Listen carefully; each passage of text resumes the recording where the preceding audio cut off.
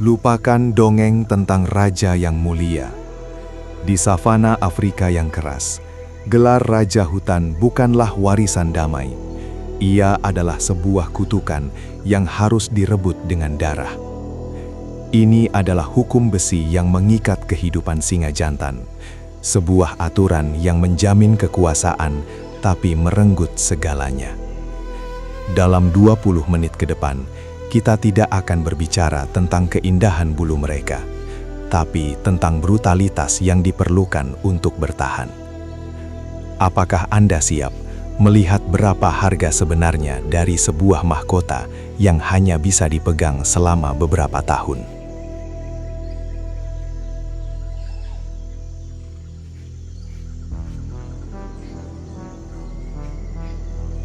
Sebelum kita masuk ke aturan mainnya, kita harus pahami konteksnya. Seekor singa jantan yang kita sebut raja hanyalah alpha male dari sekelompok keluarga, atau yang kita kenal sebagai pride. Perlu digarisbawahi, dari seluruh populasi singa jantan di Afrika, hanya sekitar 20% yang berhasil meraih status raja dan memimpin pride. Sisanya, mereka mati muda atau hidup sebagai nomad pengembara. Kekuasaan singa tidak hanya ditentukan oleh ukuran tubuh, tapi oleh kemampuannya untuk berkolaborasi dan bertahan. Pride adalah unit sosial inti singa. Biasanya terdiri dari belasan hingga puluhan singa betina yang saling terkait, dan 1 atau 2, kadang 3 atau 4. Singa jantan dewasa yang memegang kendali. Yang menarik, singa betinalah pilar utama yang bertugas berburu dan membesarkan anak. Tugas sang raja, di sisi lain, sangat spesifik. Memastikan keamanan genetik dan perlindungan teritorial. Dialah penanggung jawab utama, dan tanggung jawab itu jauh lebih berdarah daripada yang kita bayangkan. Seringkali, kita melihat singa jantan dewasa tidur berjam-jam di bawah pohon, seolah-olah malas. Ini memunculkan mitos bahwa mereka hanya numpang makan. Kenyataannya, energi yang mereka hemat saat tidur digunakan untuk satu hal: bertarung. Pertarungan mempertahankan wilayah dan pride dari singa jantan asing membutuhkan kekuatan eksplosif. Raja yang terlalu lelah berburu justru akan gagal dalam tugas utamanya, yaitu melindungi. Jadi, tidur panjang itu adalah strategi bertahan hidup. Wilayah pride adalah segalanya.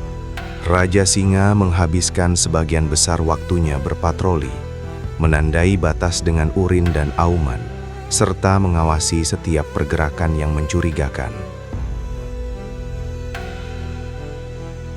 Ancaman terbesar bagi pride bukanlah kerbau atau gajah, melainkan singa jantan asing yang dikenal sebagai nomad.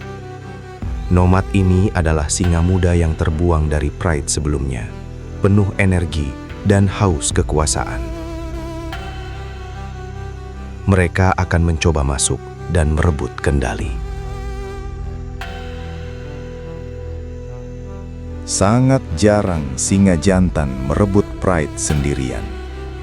Aturan hidup di savana mengajarkan, dalam menghadapi kekuasaan, jumlah adalah kekuatan.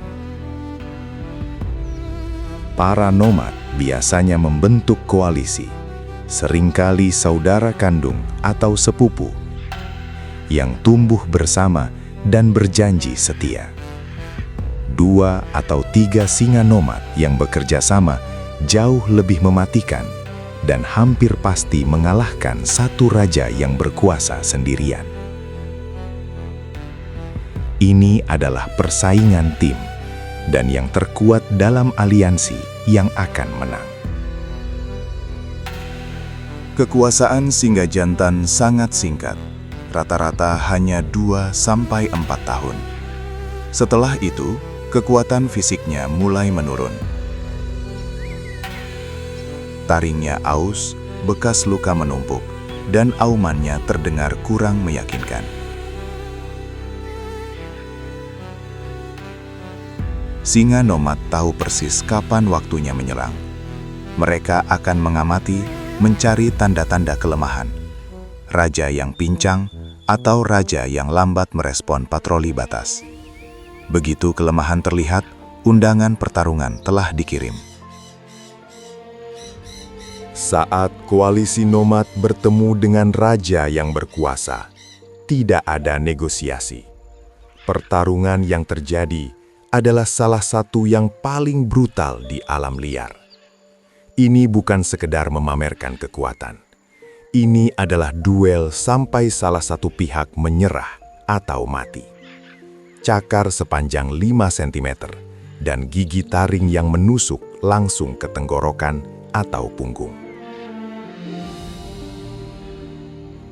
Bagi raja yang berkuasa, ini adalah upaya terakhir mempertahankan keluarga dan genetiknya. Kegagalan berarti pengasingan abadi. Jika raja yang berkuasa kalah, ia langsung diusir dari wilayahnya. Tidak ada belas kasihan. Singa tua, terluka, dan sendirian tidak lagi mampu berburu secara efektif. Mereka menjadi mangsa empuk bagi hiena dan anjing liar Afrika. Kisah singa jantan tua yang mati kelaparan jauh dari praidnya adalah akhir yang menyedihkan, namun sangat umum dalam siklus kekuasaan ini. Ia menjalani sisa hidupnya sebagai pahlawan yang terlupakan. Inilah aturan hidup paling gelap yang harus kita hadapi. Setelah Raja Baru mengambil alih Pride, langkah pertamanya bukanlah merayakan, melainkan pembantaian. Mereka harus membunuh semua anak singa yang belum dewasa, yaitu anak-anak dari raja sebelumnya. Ini disebut infanticide atau pembunuhan anak. Fakta ini sering membuat kita terkejut, tapi ada alasan biologis yang sangat dingin di baliknya. Mengapa Raja Baru melakukan hal sekejam itu? Singa betina tidak akan berovulasi, siap kawin, selama mereka masih menyusui anak. Jika Raja Baru membiarkan anak-anak itu hidup, ia harus menunggu 2 tahun lagi agar singa betina siap menerima keturunannya. Waktu adalah musuh, karena kekuasaannya hanya singkat. Dengan membunuh anak-anak itu, ia memaksa singa betina untuk segera berovulasi dalam beberapa minggu. Tujuannya murni, menanamkan genetiknya secepat mungkin. Tentu saja, singa betina tidak tinggal diam. Seorang induk akan melawan sampai titik darah penghabisan untuk melindungi anak-anaknya. Kita bisa melihat drama memilukan di mana seekor induk mencoba membawa anaknya lari jauh atau bahkan menyerang Raja Baru meskipun tahu kekuatan mereka timpang. Namun, dalam banyak kasus, koalisi jantan baru terlalu kuat dan perlawanan itu sia-sia.